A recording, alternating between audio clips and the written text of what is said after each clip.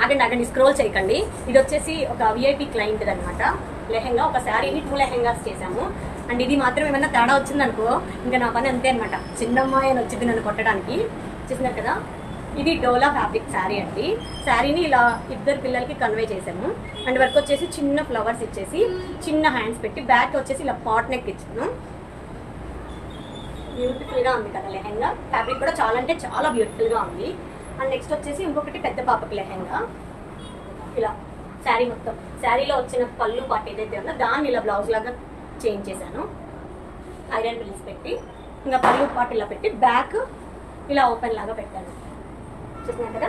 And next వచ్చేసి కుట్టి lehenga 1 year పాపకి. చూసినా కదా, బాడీ ఫ్రాక్ పెట్టి కాటన్ లైనింగ్ ఇచ్చాము చిన్న పాపకు కాబట్టి ఇలా. అండ్ దీనికి వచ్చేసి బర్డ్స్ ఫ్లై అవుతున్నట్టు కంప్యూటర్ ఎంబ్రాయిడరీ వర్క్ చేయించాము. బడ్జెట్ ఫ్రెండ్లీ అవుతుంది అండ్ చూడడానికి కూడా కొంచెం హెవీగా వస్తుంది కదా అన్నట్టు ఇలా కంప్యూటర్ ఎంబ్రాయిడరీ వర్క్ చేయించాము.